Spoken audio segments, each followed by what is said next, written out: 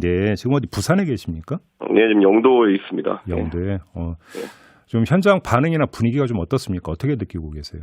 뭐 저희가 여론조사로 당에서 보고받았던 것보다 훨씬 부산 분위기는 좋은 것 같습니다. 특히 우리 후보의 어떤 정권 교체에 대한 기대감 같은 것들이 현장에서도 어제 하루 종일 묻어났습니다. 여론조사로 보고받았다라고 말씀하셨는데 어떻게 보고받으셨는지 혹시 말씀해 주실 수 있습니까?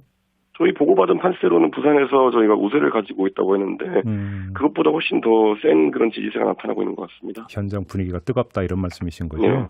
근데 이제 부산으로 한정하지 말고 지금 전체 판세는 어떻게 읽고 있어요? 당 차원에서?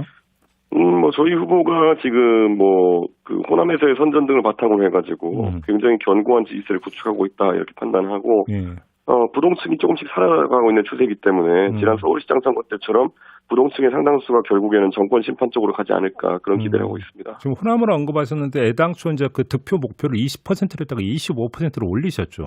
예. 좀 그러니까 자신감의 근거를 좀 말씀해 주실 수 있을까요? 지금까지 공표된 여러 가지 여론조사에서 사실 우리 후보가 20%를 상회하는 득표율을 가져가기도 했고요. 그래서 저희가 또 당 차원에서 더 심층 조사를 진행한 부분도 있습니다. 물론 그 수치는 공개할 수가 없지만은 그런 어떤 정보를 바탕으로 저희가 조금 더 목표치를 올려도 되겠다는 이야기를 저희 광주 쪽 당 관계자들한테 전달했습니다. 근데 이제 민주당 쪽에서는 그래도 전통적 강세 지역인데 막판 결집이 그러니까 있지 않겠느냐 이런 식으로 기대하는 것 같은데요. 뭐 그렇게 믿고 싶겠죠, 그거는. 근데 그건 아니다. 예, 지금 그렇게 뭐 민주당이 원하는 호남에서의 결집이나 이런 것이 나타나려면은 사실상 호남에 계신 분들도 이재명 후보를 찍을 이유가 있어야 되는 것이거든요. 네. 근데 민주당 후보라는 거 말고는 딱히 찍을 이유가 없는 그런 상황이다. 이런 평가를 하고 있습니다. 그래요. 그럼 호남에서 윤석열 후보를 그러니까 지지하는 주된 층은 아무래도 젊은 층 이렇게 파악하고 계십니까? 저는 우선 2030 같은 경우에는 호남과 아니면 다른 지역이 결코 차이가 없다 이런 생각을 하는 것이 결국 호남의 20대도 관심을 갖는 주제는 오히려 호남의 50대가 생각하는 그런 아젠다보다는 대구나 아니면 부산의 20대와 생각이 비슷합니다. 다들 지방 소멸을 걱정하고 있고 그 과정 중에서 본인들의 일자리나 아니면 산업의 문제, 미래 문제 이런 것들을 고민하고 있기 때문에 투표 성향이 비슷하게 나올 것이다 이렇게 판단합니다. 지금 조금 전에 중도층도 말씀을 해주셨는데, 자, 그 관심사는 이제 중도층 내지 보니까 더 범위를 넓히면 2030 같은 경우 투표에 적극적으로 참여하겠는가 또 이것도 사실 관심사잖아요. 대표님은 어떻게 전망하고 계세요? 사실 서울시장 보궐선거까지도 그 2030 세대의 득표율은 제가 높았지만은 투표율은 예상만큼 높지 않았습니다. 예. 근데 아마 그런 부분도 최근에 이제 선거의 이슈 자체, 그러니까 아젠다 자체가 2030의 주제로 올라가지 않았습니까? 지금까지 젊은 세대가 투표에 참여하기 어려웠던 거는 결국에 아젠다가 본인과 관계없는 것들인 경우가 많았기 때문인데 지금은 본인의 먹고 사는 문제 그리고 본인이 관심 갖는 사회 현상에 대한 어떤 아젠다가 찬반이 형성되어 있기 때문에 적극적으로 투표에 나설 것으로 보입니다. 그렇게 보시는 거고요. 그러면 승부처 내지 그러니까 변수는 뭐가 있다고 보세요? 저는 결국에는 저희가 최근에 진행했던 새로운 지지층, 즉 호남이나 젊은 세대에 대한 공약이라는 것이 어느 정도의 성과를 거두느냐에 따라 가지고 대선 승부가 결정된다 이렇게 봅니다. 알겠습니다. 안철수 후보가 단일화 이야기를 꺼냈을 때 부처님 손바닥 위에 손오공 이걸로 그러니까 묘사를 해서 그러니까 입장을 표명했었는데 그 좀 설명 좀 해주세요. 어떤 뜻으로 이 비유를 드신 겁니까? 아무래도 안철수 후보가 그 지금까지 정치 활동을 하시면서 굉장히 반복된 행동들을 많이 보여오셨거든요. 그렇기 때문에 단일화에 대해서도 뭐 본인이 굉장히 적극적으로 거부한다는 듯한 메시지를 내셨지만은 결국에는 본인이 상황이 좀 안 좋아지면은 본인이 먼저 입장을 뒤집어서 제시할 것이다 이런 입장이었는데 그런 상황이 그대로 일어났고요. 사실 오늘은 이제 안철수 대표께서 어제 국민의당 선거등 과정 중에서 좀 굉장히 안타까운 일이 있지 않았습니까? 그래서 저희가 뭐 저 스스로도 안철수 대표에 대해서 평소에 이야기 많이 하지만 오늘은 좀 그게 불편하긴 하네요.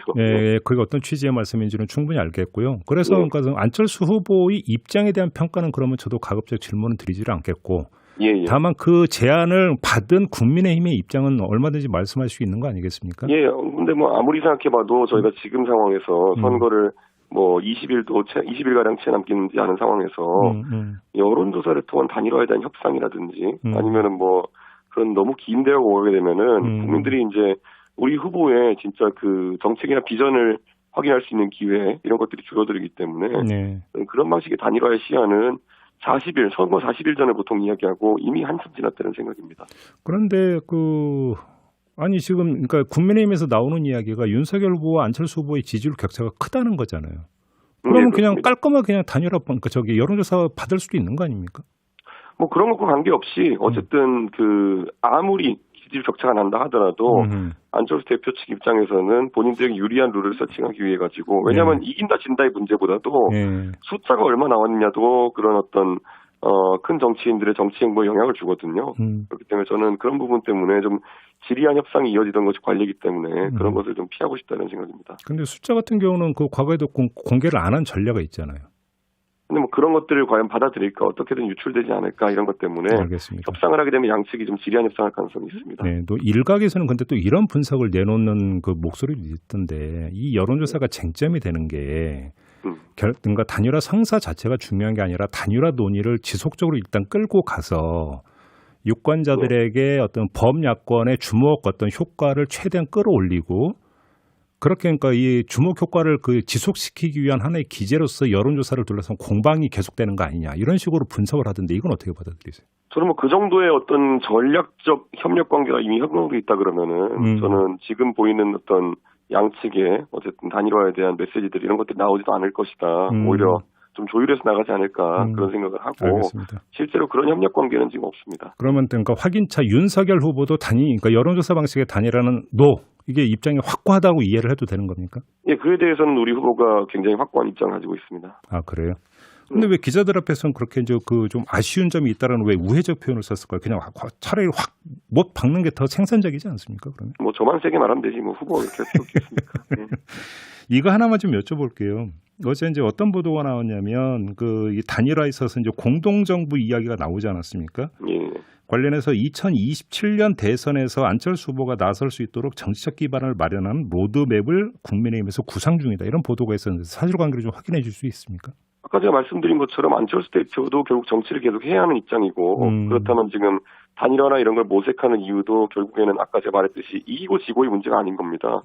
결국엔 정치적 명분을 찾는 과정이다 이렇게 저희는 보고 있는 거고 그 과정에서 꼭 그런 어떤 경쟁적 단일화보다는 더 나은 어떤 명분을 제시할 수 있는 그런 예우가 있지 않겠냐 이런 차원의 메시지로 보시면 될 것 같습니다. 어제 저희가 이제 김재원 최고위원하고 인터뷰했는데 김재원 최고위원은 어떤 맥락 이야기냐면 조금 뭐 결이 같을 수도 있고 다를 수도 있는데 뭐 총리 주고 이런 문제는 아니지 않느냐.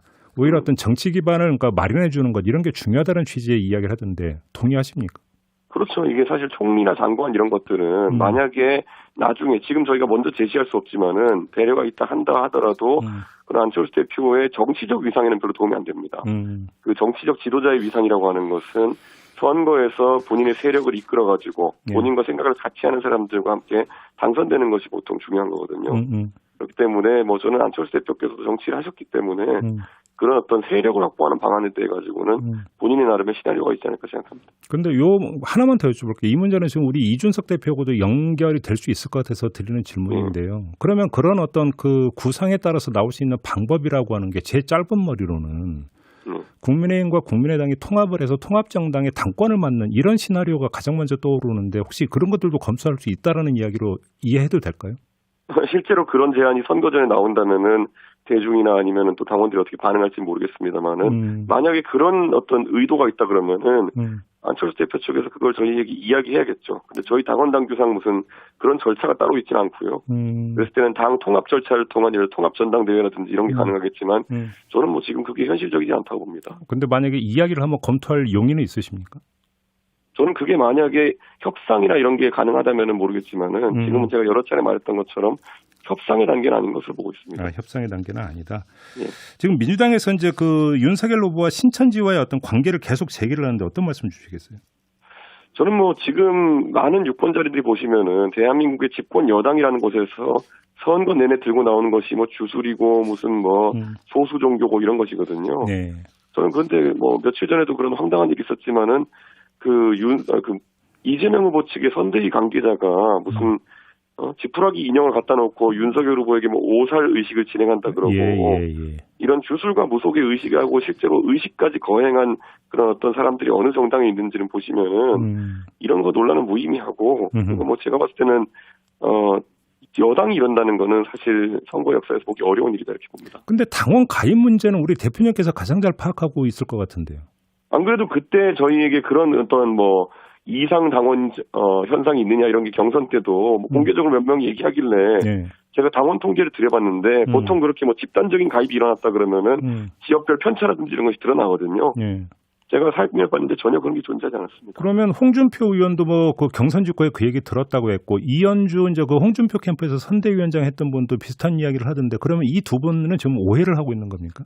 아무래도 선거가 끝나고 나면은 그 페인 분석이나 이런 걸 할 게 있어가지고 주변에 또 여러 가지 또 잘못된 정보가 들어오기도 합니다. 그렇기 때문에 아마 제가 뭐 홍 대표도 어제 이제 대구에서 저희 후보와 같이 선거 유세를 아주 멋지게 진행했고요.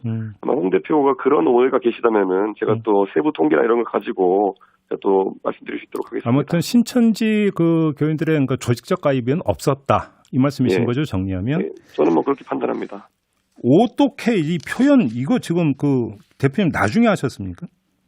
저는 나중에 해놨고요. 뭐 그런 자료 같은 경우에는 뭐 실제로 그런 것이 어떻게 인터넷에 밈화된 그런 것이 있기 때문에 저희가 여론 반응을 분석하는 과정 중에서 그런 용어를 차출한 것이지 저희가 뭐 그거를 기획이나 아니면 학술적인 의미로 사용한 건 아니기 때문에 뭐 선거판에서 정세 보고 이런 데 보면은 저희 보고서에 제 별명이라고 뭐 개준숙이 이런 것도 올라오고 합니다. 그래요. 그런데 뭐 그런 걸 저희가 뭐 저에 대한 비하적 표현으로 저희 보고서에 올라오겠습니까? 근데 예를 들어서 뭐 시중에서 이런 표현이 있다라는 어떤 기술이 아니었기 때문에 더 문제가 되는 거 아닙니까? 그런데 뭐 그게 하나의 어떤 사회적으로 그런 어떤 그 경찰 공무원의 직무 수행에 대해 가지고 약간 미화된 것이기 때문에 보고서에 좀 편한 표현을 썼던 것 같은데 뭐 그런 부분 앞으로 저희가 더 조심하겠습니다. 알겠습니다.